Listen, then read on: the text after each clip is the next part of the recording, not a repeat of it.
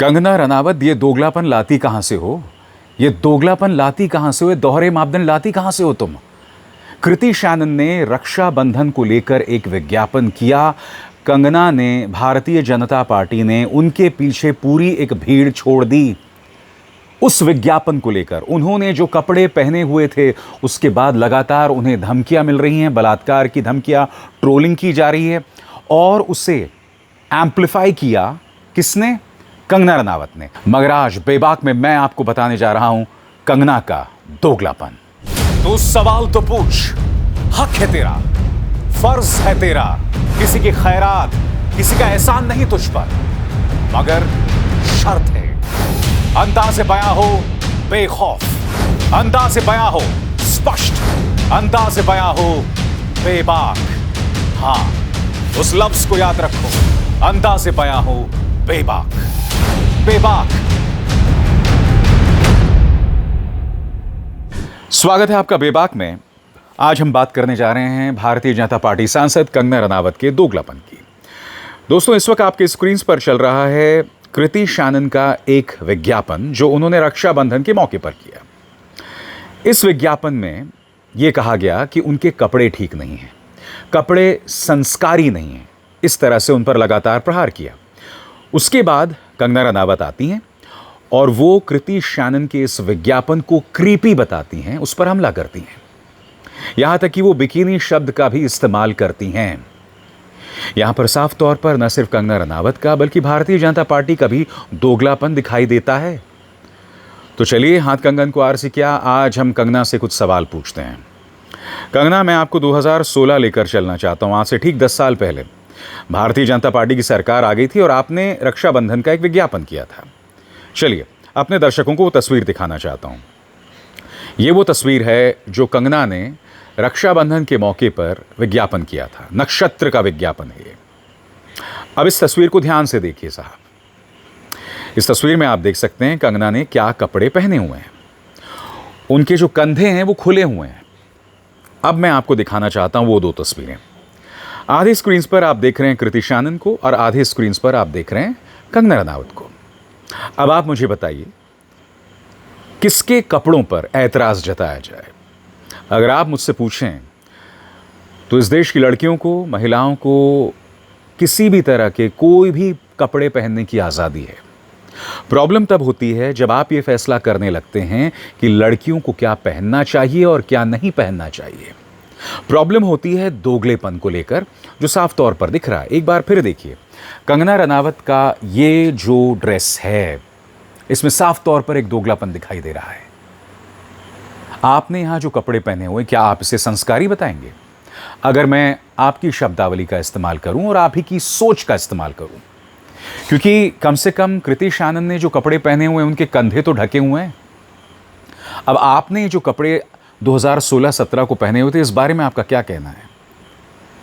कंगना, क्या वाकई आपको शर्म आती है?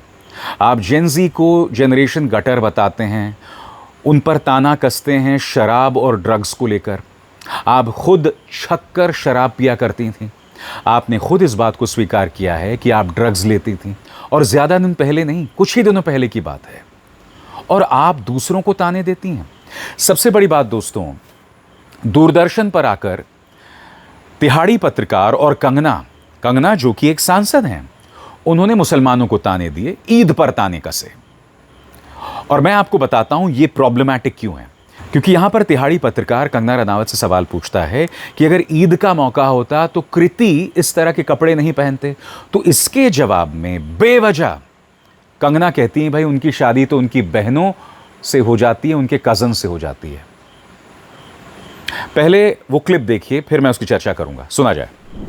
अगर यही कृति अगर ईद पर एक पोस्ट डालेगी तो क्या ऐसे कपड़े पहनकर डाल सकती है? मुझे लगता है वहां तो फिर भी आप अपनी कजिन और बहनों से शादियां करते हैं। अब मैं आपको बताता हूं ये प्रॉब्लमैटिक क्यों है। सबसे पहले कंगना यहां ताना कस रही है कि अगर ईद होता तो कृति इस तरह के कपड़े नहीं पहनते।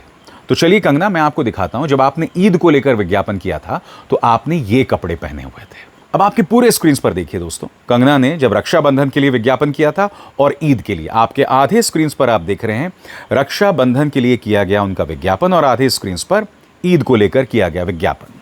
यानी कि कंगना रनावत जिस मुद्दे को लेकर अपने विरोधियों पर हमला करती हैं, क्योंकि आपको याद होगा राहुल गांधी को इन्होंने ड्रग एडिक्ट तक बता दिया था, और मुझे आपको कतई बतलाने की जरूरत नहीं कि ड्रग्स को लेकर कंगना की अपनी क्या राय है। और अगर आप भूल गए हैं तो फिर से सुनिए, आज से ज्यादा समय पहले नहीं, कोरोना के दौरान इन्होंने किस तरह से स्वीकार किया था कि ये ड्रग्स लेती थी। सुना जाए।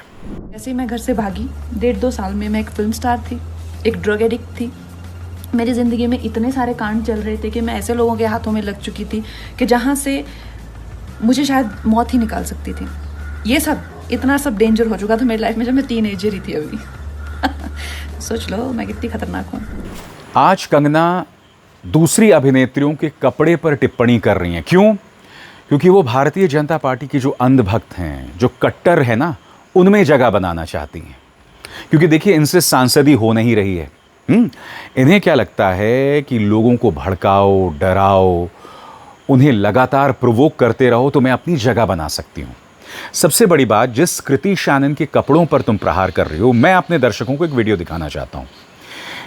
जैसे कि आप जानते हैं कि कृति को नेशनल अवार्ड मिला है और कंगना को भी नेशनल अवार्ड मिला है। एक जमाने में ये अच्छी अभिनेत्री हुआ करती थी। अब इस वीडियो को देखिए। इसमें कृति शानन पुरस्कार ले रही हैं, नेशनल अवार्ड, और इसी में आप देखेंगे आगे जाकर कि कंगना भी नेशनल अवार्ड ले रही हैं प्रणब मुखर्जी से, राष्ट्रपति प्रणब मुखर्जी से। अब आप मुझे बताइए दोस्तों, कृति ने तो यहाँ पर साड़ी पहनी हुई है, मगर नेशनल अवार्ड्स, राष्ट्रीय फिल्म पुरस्कार में, अब आप मुझे बताइए कंगना ने किस तरह के कपड़े पहने हुए हैं। मैं एक बात स्पष्ट कर दूं, कंगना बहुत खूबसूरत लग रही हैं और उन्हें ये कपड़े बदलने की कतई ज़रूरत नहीं है। मुझे प्रॉब्लम उस दोहरे मापदंड को लेकर है जो हम कंगना में लगातार देखते हैं, और इन्हें कतई शर्म नहीं आती, कतई शर्म नहीं आती है। लगातार ये कहना कि राहुल गांधी का ड्रग्स टेस्ट होना चाहिए, लगातार दूसरे अभिनेत्रियों पर हमला करना, और अब तो कंगना ने मानो पूरी फिल्म इंडस्ट्री पर जंग छेड़ दी है। कोई भी इन्हें नसीहत दे रहा है उस पर वो हमला कर रही हैं। आपको याद है अभी 2 ही दिन पहले उन्होंने क्या कहा था, सुना जाए। देखिए, इनफ इज इनफ। मैं देखती हूँ हर एक आए दिन ये इस तरह के लोग, चाहे वो आशुतोष राणा हो जो कहते हैं कि कुत्ते की तरह भौंकते हैं, चाहे सोनू सूद टाइप लोग हैं जो कहते हैं कि मुझे तरीका सीखना चाहिए, राखी सावंत टाइप लोग हैं जो मेरे चरित्र पर जो है हर तरीके की भद्दी टिप्पणी करते हैं, तापसी पन्नू टाइप लोग हैं जो मेरे माता पिता को, मेरी परवरिश को, मेरे बैकग्राउंड को अपमानित करते हैं। ये लोगों के लिए मेरा सिर्फ एक मैसेज है कि अगर आप लोग मेरे समान 1% भी लाइफ में सक्सेस नहीं कमा पाए हो तो मैं आपका कोई भी ज्ञान नहीं सुनूंगी। सब फेल और बिल्कुल अनवांटेड लोग जो हैं, मुझे जब देखो 4 गालियां देते रहते हैं मीडिया में आने के लिए, पहले आप कंगना रनौत बनो तो सही, आप बन के दिखाओ ना। लेकिन आप लोगों की मैं बिल्कुल कोई भी सलाह मशवरा नहीं सुनूंगी। कोई कुत्ता कह रहा है, कोई माता पिता को गाली दे रहा है, कोई कहता है टांग उठाती है, मैं ये भद्दी टिप्पणियां नहीं सुनूंगी। ये भूखे नंगे लोग मुझ पे लैच ऑन नहीं हो सकते हैं। Enough is enough. पेरेंट्स को नहीं छोड़ रहे हैं। कोई आशुतोष राणा जैसे कह रहे हैं कि कुत्ते की तरह भौंकती है। आप पहले कंगना रनौत बन के दिखाइए। अगर जो पर्सन मुझसे ज्यादा सक्सेसफुल है, मुझसे ज्यादा माननीय है, सम्मानीय है, उनकी मैं सलाह लूंगी। बाकी फेल्ड, स्टूपिड, डिस्गस्टिंग, भूखे नंगे लोगों की मैं कोई सलाह नहीं लूंगी। I can help them if they want, but I am not here to listen things from them. और जहाँ तक बाबा रामदेव जी की बात है, उन्होंने हर मर्यादा लांघ दी है और उन्होंने जो है जिस तरह की टिप्पणी एक महिला पर की है, सारा समाज शर्मसार है। उन्होंने सनातन के वो कपड़े पहनते हैं, जिस तरह के वो नारंगी वस्त्र धारण करते हैं, उनको उन्होंने शर्मसार किया है। जो भी वो किस तरह की टिप्पणी महिलाओं पर कर रहे हैं, तो आई थिंक उनको जो है कहीं ना कहीं अपनी जो दृष्टि है महिलाओं के लिए, उसके बारे में जो है उनको शोध करना है। और आप जानते हैं दोस्तों कि कंगना के इसी तेवर पर कांग्रेस भी हमलावर है। सुप्रिया सुनेत ने कंगना को नसीहत दी है कि कोई लड़की क्या पहनना चाहती है ये उसका प्रॉब्लम है, मॉरल पुलिसिंग मत कीजिए। सुप्रिया सुनेत ने किस तरह से प्रहार किया था कंगना पर, आइए सुनते हैं। देखिए, कंगना जी अब सिर्फ एक फिल्मी अदाकारा नहीं है। कंगना जी अब एक चुनी हुई सांसद हैं, इसलिए जब वो जो कुछ कहती हैं उनको थोड़ी जिम्मेदारी से कहना चाहिए। पहले उन्होंने किसानों को अपशब्द कहे, फिर उन्होंने कहा मैं आरक्षण में बिल्कुल यकीन नहीं करती, आरक्षण खत्म हो जाना चाहिए। फिर उन्होंने जो महिलाएं बैठकर अपने हक की लड़ाई CA/NRC के समय लड़ रही थी या किसान आंदोलन के दौरान, उनको कहा ये भाड़े की औरतें हैं। फिर उसके बाद उन्होंने इस देश के युवाओं को, जो देश के सबसे प्रॉमिसिंग युवा हैं, जो देश का भविष्य है, वर्तमान है, उनको जनरेशन गटर कह डाला। अब जो वो कर रही हैं वो उनकी झुंझलाहट, उनके फ्रस्ट्रेशन की निशानी है। आपकी साथी कलाकार हैं, आपकी इंडस्ट्री से ये लड़कियां आती हैं, ये भी होनहार हैं, आप भी बड़ी अच्छी अदाकार, आप भी बड़ी होनहार अदाकारा हैं। आप जो अब कर रही हैं, उनके कपड़ों पे कमेंट करना, उनकी लाइफस्टाइल पे कमेंट करना, किसी की वेशभूषा पर बोलना, ये दिखाता है कि आपकी कितनी मिसोजिनिस्ट, कितनी पितृसत्ता वाली सोच है आपकी। और इसी पितृसत्ता सोच के खिलाफ राहुल जी कहते हैं स्मैश द पेट्रियार्की। आप ये काम अभी तक आदमी कर रहे थे तो बुरा लगता था और इसके खिलाफ हम खड़े थे। अब देश की चुनी हुई महिला सांसद जो फिल्म इंडस्ट्री से आती हैं, और आप तो बहुत खूबसूरत हैं और आपने तो बहुत अच्छे अच्छे कपड़े पहने और उससे ज्यादा ग्लैमरस कपड़े पहने, और इसमें अच्छी कोई बुरी बात नहीं है। आप अपने साथी कलाकारों के खिलाफ इस तरह की तीखा टिप्पणी, कितनी नेगेटिव, कितनी मिसोजिनिस्ट, कितनी पितृसत्ता, कितनी पेट्रियार्कल सोच है कि एक महिला होकर आप दूसरी महिला के कपड़ों पर छिटाकशी कर रही हैं, किसी की लाइफस्टाइल पे आप कुछ बोल रही हैं। मुझे लगता है ये उनका फ्रस्ट्रेशन है। बहुत बेचारी नोटिस होना चाहती हैं बीजेपी में, लेकिन उलझुल बयान देती हैं, तो बीजेपी को भी लगता होगा गलत कर दिया सदन में ला। आज़ाद भारत के इस दौर का जब इतिहास लिखा जाएगा ना, तो भारतीय जनता पार्टी और कंगना रनावत के दोगलेपन पर लगातार सवाल उठते रहेंगे। तुम रक्षाबंधन में कृति शानन ने एक विज्ञापन में क्या कपड़े पहने, कंगना, उसको लेकर सवाल उठा रही हो। क्या मुझे तुम बता सकती हो कि बलात्कारी राम रहीम को रक्षाबंधन के मौके पर 21 दिन के लिए पैरोल पर भाजपा ने रिहा कर दिया। अब मुझे बताओ कंगना, इस पर तुम खामोश क्यों हो?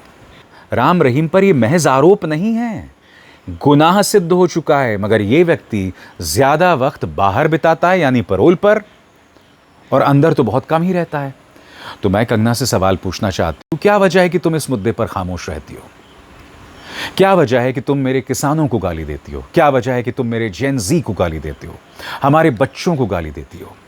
मैं समझ सकता हूं कि आपके अपने बच्चे नहीं हैं, मगर इसका मतलब यह नहीं कि आपके अंदर की इंसानियत खत्म हो जाए।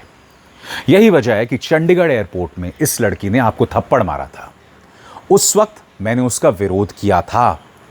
मगर कंगना, रोज तुम इस तरह के बयानात दे रही हो, तुम लगातार लोगों को भड़का रही हो, तुम्हारे अंदर की संवेदना पूरी तरह से खत्म हो गई है। एक सांसद जो होता है ना, वो अभिभावक, माँ बाप की तरह होता है। वो संवेदना, वो सेंसिटिविटी तुम में कतई नहीं है। तुम्हारे अंदर की इंसानियत पूरी तरह से मर चुकी है। और सबसे बड़ी बात, वो जो क्लिप मैंने आपको दिखाई थी जिसमें वो तिहाड़ी पत्रकार पूछ रहा था कि भाई ईद के दिन कृति शानन ये कपड़े तो पहनती नहीं, जिसके जवाब में कंगना ने क्या कहा था? कंगना ने कहा था कि नहीं, उनके यहाँ तो उनकी कजन्स में शादी हो जाती है। यानी कि बेवजह तो मुसलमानों पर निशाना साध रहे हो। और अभी 2 दिन पहले, या कहा जाए 24 घंटे पहले क्या हुआ था? 24 घंटे पहले आरएसएस के जो प्रमुख है मोहन भागवत की अमेरिका यात्रा पर वहां की एक संस्था ने सवाल उठाए थे। यह तक कहा था कि भारत के अंदर मुसलमानों के साथ, अल्पसंख्यकों के साथ ज्यादती होती है, पक्षपात होता है। तब हमारे विदेश मंत्रालय ने उस पर आपत्ति दर्ज की थी। रणधीर जायसवाल ने प्रेस कॉन्फ्रेंस किया था कि गलत है, ये जो संस्था है USIF जो भी है, मैं भूल रहा हूं संस्था का नाम, ये तो सिर्फ भारत को ही टारगेट करता है। तो रणधीर जायसवाल साहब, या ये कहा जाए माननीय लेजर आइज एस जयशंकर, कृपया बताएं, जब आपकी सांसद कंगना रनावत इस तरह के बयानात दूरदर्शन पर, जो कि सरकारी टेलीविजन है, वहां पर आकर देगी, जब आप ही का पत्रकार, यानी कि दूरदर्शन का पत्रकार, जिसे आप सालाना लोगों के टैक्स के पैसे से 15 करोड़ रुपए देते हैं, वो इस तरह के वाहियात सवाल पूछेगा, तो आप क्या उम्मीद कर रहे हैं कि विदेशों में बैठी संस्थाएं भारत की धर्मनिरपेक्षता, भारत की माइनॉरिटीज के बारे में क्या कहेंगी? इसलिए अपने गिरेबान में झांकिए। जब तक भारतीय जनता पार्टी में कंगना रनावत जैसे सांसद हैं, यही होता रहेगा, आगे भी होता रहेगा। मगर इस मंच पर हम बेबाकी से सवाल उठाते रहेंगे, ये मेरा वादा है। अब इसार शर्मा को दीजिए इजाजत। नमस्कार।